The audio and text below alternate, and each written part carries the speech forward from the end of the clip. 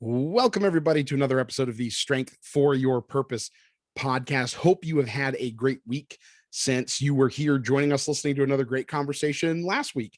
Thank you if you're a returning listener. If you are a first-time listener, I want to thank you as well. Really excited about this conversation and hope that you find some value out of this conversation. And if you do, definitely go check out some of the other interviews we've had. We've been on another really great string of interviews here with the podcast, and giving a lot of great information out to people to help them fulfill their true purpose in life and strengthen that true purpose in life.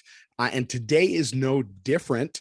Really excited to have you meet this guest, hear from this guest, hear what they have to say, because as far as people in the personal training, health, and wellness world, this is one of the more unique stories to their current career and the process that it took to get there that I've really encountered, and one of the first similar to its kind in the southern Maine area. So I'm really excited about this. So I'll stop teasing it here and actually introduce you to this week's guest. I am so pleased to be joined by Cathy Woodhouse. And Cathy has been a personal trainer for over 20 years and has successfully found a niche in post-rehab training. Completing her master's in sports medicine gave her the opportunity to observe and experience the steps of injury diagnosis to surgery to rehab. Her post-rehab training enables her to extend the work of physical therapy and bring the client from function to strength. Some of you have listened before will already know why I'm excited about this conversation. But Cathy and her partner, Jeff Daigle, opened Foreside Fitness and Tennis in August of 2008. And although they sold the club in January of 2020, she continues to teach fitness classes, oversees the group exercise program, and has an extensive and varied personal training clientele. Cathy, thank you so much for joining me here. Well, thank you for having me. Just a quick correct. We sold the club in January of 2022. Just sold it. Perfect. Just sold it. Yeah, January 2022. But I still work there.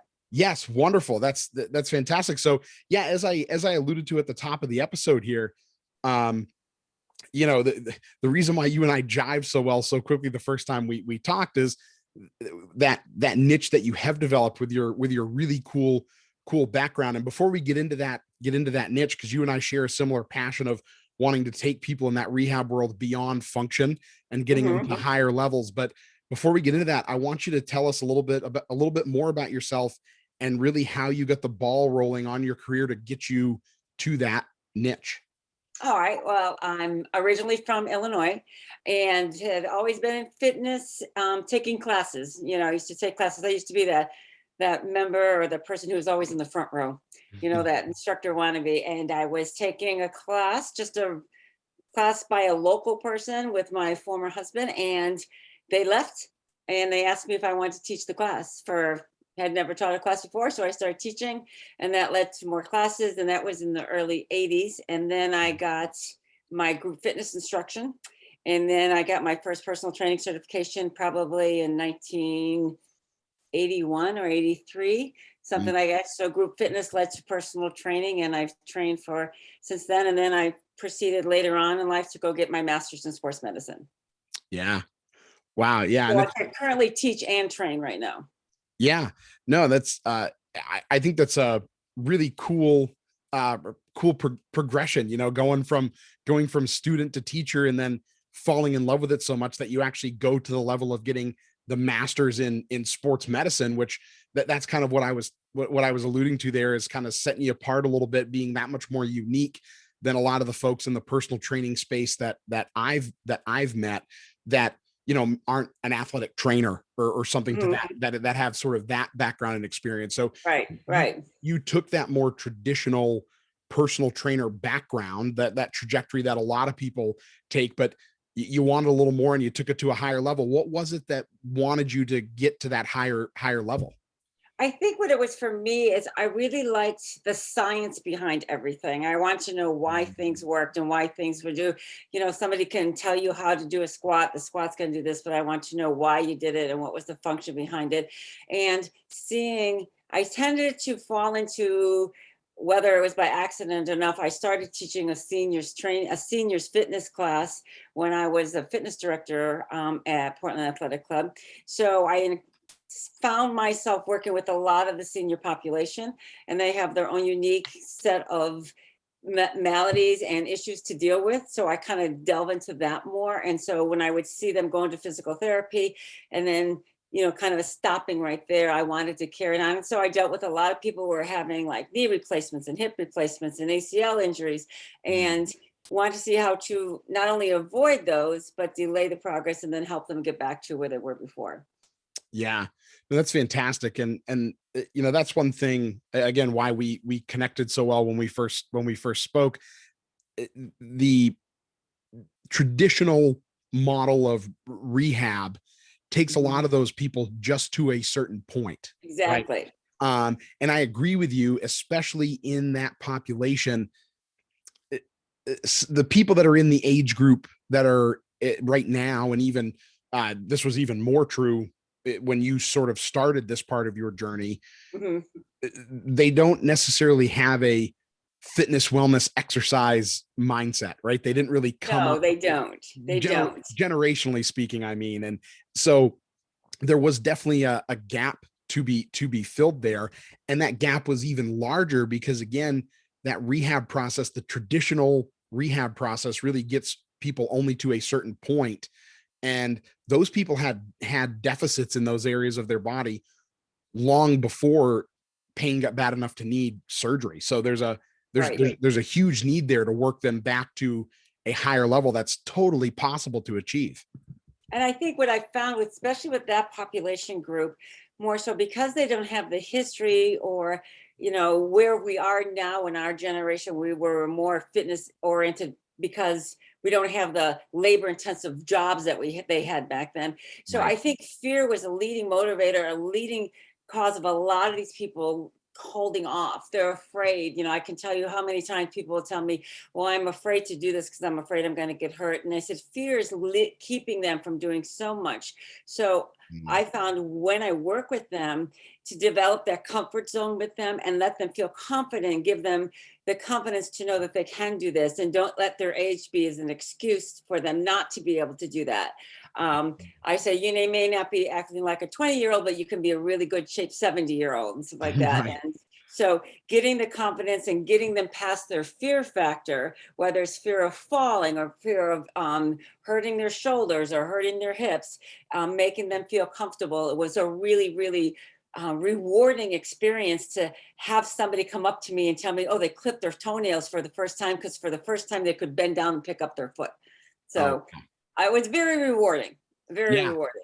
Very rewarding. Yes, it's very rewarding. And I'm glad you hit on the falls as you talked about that fear, because although you were getting a lot of these folks both prior to your further training and your master's degree in sports medicine, but definitely after that, when you really started to lean into that, you were getting them for more traditional orthopedic issues following a surgery or a round of therapy with knee pain, whether there was surgery involved or not.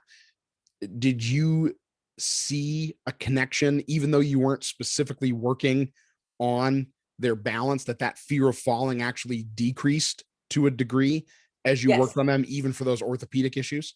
Oh, most definitely. I mean, I have people, for example, a lot of people, balance is a big issue as they tend to age a lot. We see that a lot.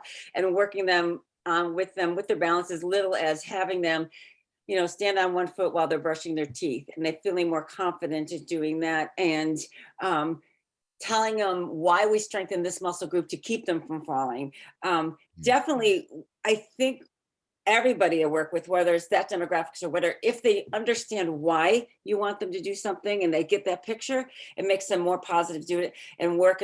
My biggest thing I have, clients, I was just talking about this today in one of my classes, we're talking about push-ups. And I said, I can get anybody to do a push-up. And I had a client who passed away at 90, and I started training her in her 80s.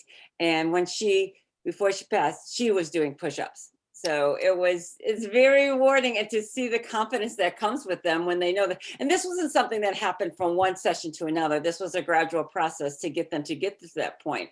But yes, you do see that, and you see a change in their persona when they feel that they can do something like that, and fear is taken out of it.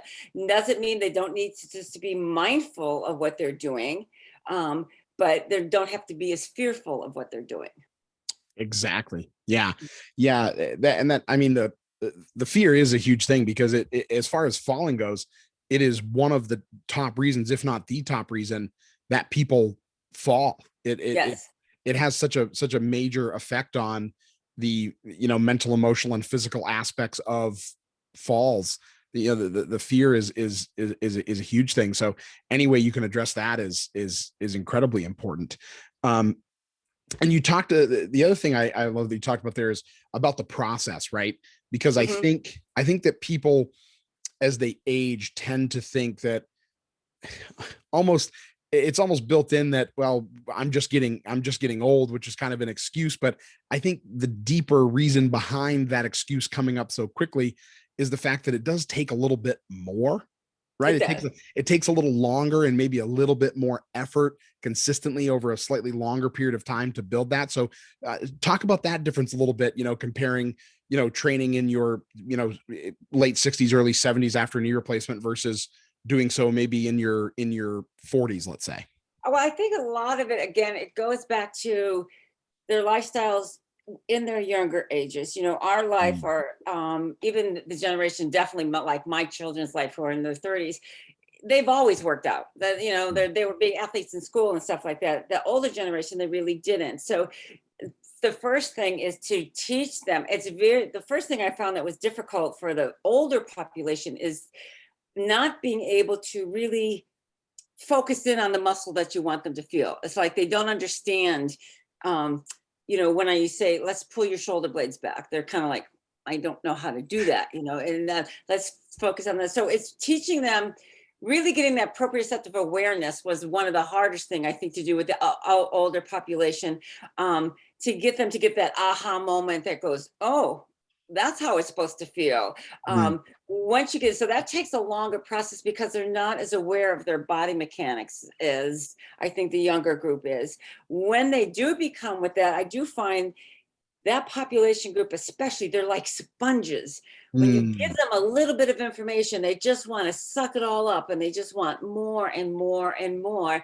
Mm. And you can see it go on in their head that, oh, wow, that does make sense. And it does feel better. I mean, I had a client today, my oldest client right now, he's 90 and a half years old.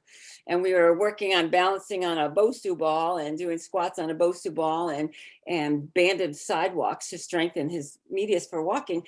And he talked to me, he was saying, I just noticed when I was walking on my carpet, I was kind of tripping a little bit on my feet. I said, you're not picking up your feet, which is the biggest thing you see with the older population. They Sure. don't pick up their feet when they walk because the muscles are atrophying in their hips, so they're not having the strength and the stability when they go through their swing gait.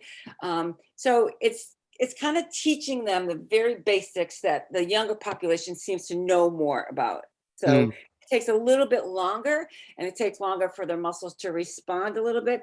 You Mm. have to go slower because you have to make sure that you don't push them too hard to scare them or Right. to injure them.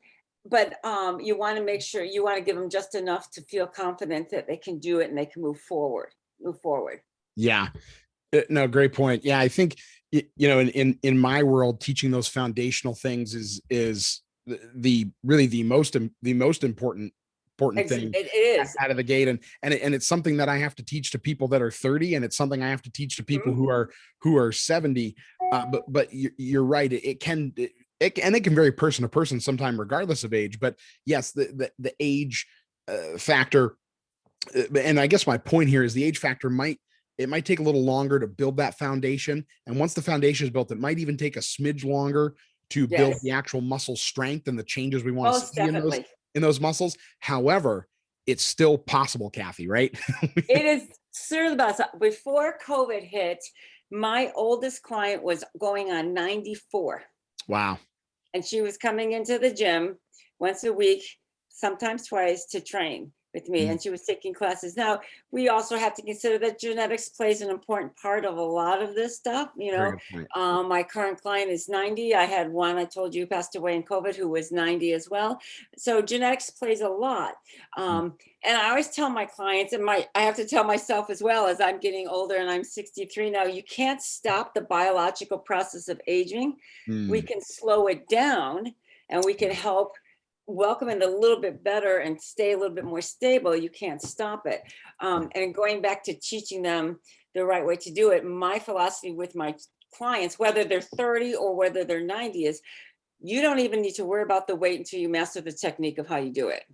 Once you master the technique, then the strength will start coming. But until you know the biomechanics and how to engage those muscles and make them work the way they're supposed to work, you don't even worry about how much weight you're lifting. You just worry about how well you're lifting that weight. Exactly. Even if your weight is your body weight, which is another perfectly fine thing to do. Right. And a lot of those people who don't have a background in fitness are, and I'm sure you see this all the time, are going to see a difference in strength just with working on the form and using their body weight to get those muscles working, even less than their body weight, right? If you're doing things that actually take their body weight out of it, even smaller amounts of resistance in some of those situations are going to boost strength. The biggest example I see is, and you may see this in your clients, I'm a real stickler with posture and biomechanics and posture. And the biggest thing I see when I'm training people is, especially with women, is to get them to pull their shoulder blades back and to get into that postural position.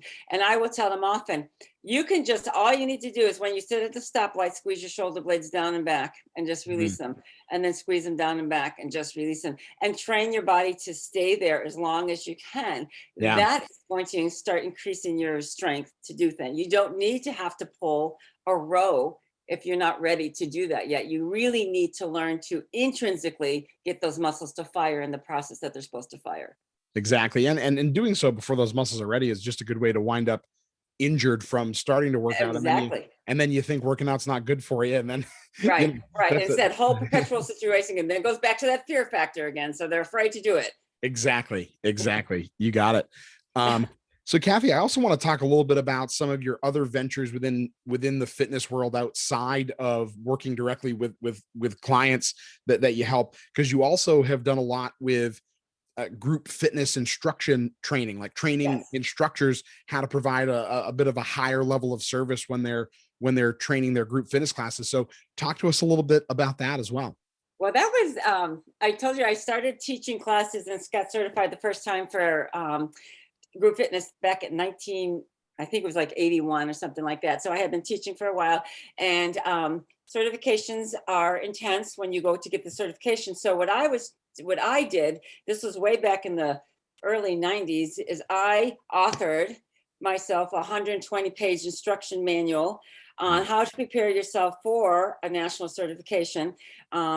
I did all the research myself, and then I taught a 10-week course based on this manual that included an hour of classroom instruction and an hour of practical instruction, and included everything from getting into the class, being in front of the class, teaching how to cue a class, which is really difficult if you're not used to teaching, because you have to take different levels in the classroom, whether you have beginners or advanced people. So you have to show level 1, level 2, level 3. You have to have kind of a pattern of where you're going. So you have to break it down and then chain it all back together so they can all follow it. You have to have that connection with the class. You have to make it fun. So I taught this class for 10 weeks, and it turned out in the long run, my previous, way back in early 2000s and stuff, my one of our fitness director over at Portland Athletic Club was actually somebody that I taught how to be an aerobics instructor. And I was actually working for her at that point. So yeah, I've taught quite a few people on how to do that. I mean, I didn't teach them to give a national certification, but it gave them the tools to go feel confident to go take those national certifications, because there's a lot of information when you go get a national certification. So that was very productive. And so I did that while I was teaching. I think one of my biggest accomplishments when I moved to Maine and I started working for the Portland Athletic Club, and then it was called Tennis of Maine. I was an instructor. I first learned how to lead step there. And then he changed the business name and I became the fitness director over there. And I was responsible for developing the whole fitness training room with a budget of $50,000. And I came in like $200 under budget. And I started a personal training program at Wow.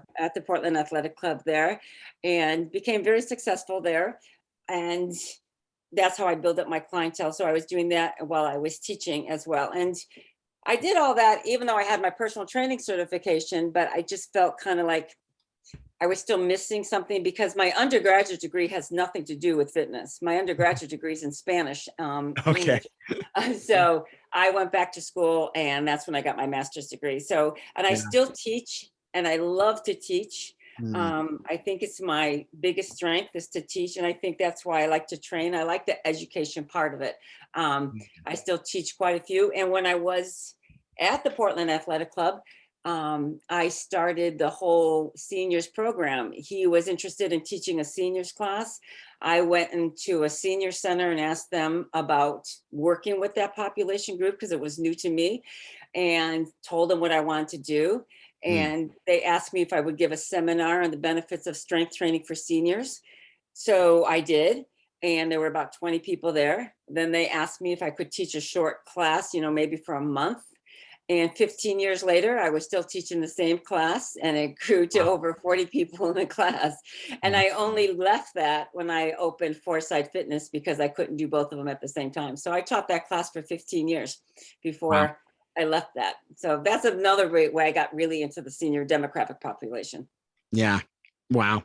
Yeah, no, it's I wanted you to talk about that a little bit, just to, show people really the passion you have. Cause like you said, you came from a Spanish and English background and just sort of fell in love with it and the ball kept rolling. And now you're Yes. serving people in this way. And that's fantastic. So Cathy, I have a couple other questions I want to ask you that I ask every Yeah. guest that I have on the podcast. But before we get to that, I just want to give you an opportunity to tell people a little bit about Foreside Fitness and Tennis and what you do over there and how they can find you, learn more about you, and come see you for some of these fitness classes or personal training. So what are some of the offerings over there and how can people find out more about you and your classes there? Okay, Foresight Fitness and Tennis, like I said, we sold the club in January of 2022, but I still work there. It's owned by a different owner now who's really into tennis, but we have a great working relationship. I teach strength training classes, such as body pump, and I teach a step circuit class. I'm also doing personal training, although I must admit it's dropped tremendously since COVID. So it's a little bit less busy than it was before.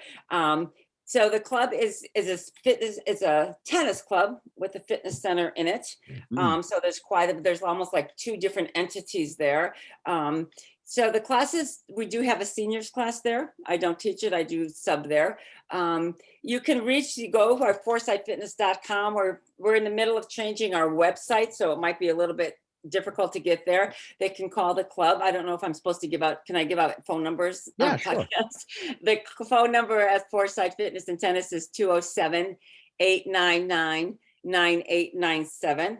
I can be reached there primarily first. And then once you get in contact with me, then we can call and make personal contact through my own personal email address. And because my email at Foresight Fitness doesn't work anymore since I'm not there, I'm the owner anymore, and they're working on changing all that stuff. So Sure. you can reach me through the club and we can talk about, I always give everybody a free consultation first, because I think it's extremely important when you're working with a trainer who has so much impact on your quality of life, Mm. that you need to feel comfortable with the person you're working with. You Mm. need to feel confident, and there has to be a connection. And I may not be the person that you want to be with. That's fine too. It may be the person that you want, and maybe I can't deal with the issues that you have. I know my limitations. So if it's something that's beyond my realm of what I can do, I would refer you to a physical therapist or to a doctor who has a little bit more of the background than I would and has a little bit more licensure to do that. But Mm. I like to think that I work great with physical therapists because I tend to take their exercises, start their clients there, and then progress longer into something different. So we're very similar on what we do. Yeah, definitely a lot of overlap there. And like I said, definitely a need for that that higher level and that level of expertise as well. So that's fantastic. And we'll make sure everyone out there listening or watching, we will have all of that in the show notes as well. Yeah. So you can very easily find that information. So last two questions I have here for you, Cathy. The first one is, what is your definition of strength? Oh, oh, that's a tough one. My definition of strength, well, I think there's all different kinds of strength. You have mental strength, you have physical strength, emotional strength. I think doing the best that you are capable of doing, whatever that is, and not comparing yourself to somebody next to you. Yeah. Being able to perform functions on the physical part for daily living that are within your age realm. Mm, Okay. If you can do greater than that, that's wonderful, but you should not be able to do minimal than that, because you want to be able to enjoy your quality of life. yeah. Um, Emotional strength, in this time right now, especially with COVID, it's really been difficult for a lot of people Mm, being segregated and isolated. So that's another reason why I think it's so important for people to come to these fitness facilities and take these classes, to be with people, just to connect with other people. yeah. So I think that would probably be my definition of strength, the combination of all those, but being able to live to your best abilities doing for your age group. Yeah. Fantastic. No, that's great. Mhm. And the final question I have here for you, Cathy, is, what is your true purpose in life? My true purpose in life, oh, I love helping those people. I'm trying to find, like everybody else, um, to be happy with what I have, and to be Mm, satisfied with what I have, and not to wish for more, and wow. realize that there are a lot of people who have it a lot worse off than we do when I think about what's going on in the world. Mm, So my purpose in life is to be happy, to be healthy, um, to really appreciate all I have. I have the most wonderful family, mm, and I'm very lucky in many ways. And sometimes, like everybody else, I tend to forget that. And I really mm. want to make sure that I try to keep that in mind, and keep that in, and be healthy. Yeah. That's that's a fantastic answer. I love that, Cathy. That's awesome. That's awesome. Thanks. Great. Wonderful. Well, again, thank you so much for joining me here. I knew we'd have a real fun conversation, and really appreciate you taking the time to share with us what you do, and how you help people fulfill their true purpose in life. So thank you so much. Oh, and I want to thank you for giving me the opportunity. And I hope it was worth your time. And I Of hope it's worth course. everybody else's time. And I thank you again. Of Appreciate it. course. Of course. My absolute pleasure, Cathy. And for all of you out there listening, if you found value in this episode, you learned something in this episode, please be a friend and tell a friend, share it with someone you know, love, care about, and respect, who can find value in this episode as well. The goal here is to try to get this information out to as many people as possible. So also, if you found value, would love it if you leave a 5-star rate and review for us wherever it is you're listening. Make sure you subscribe and get notifications for when new episodes drop on your favorite podcast platform, or over on YouTube as well, wherever it is that you're taking this in. Either way, we thank you for that, and would love to hear from you. Check out all of our information of our socials and how to get a hold of us in the show notes. And until next week, have a great week, and we'll be back here a week from now with another episode of the Strength for Your Purpose podcast. Thanks, everybody. Thank you. Bye.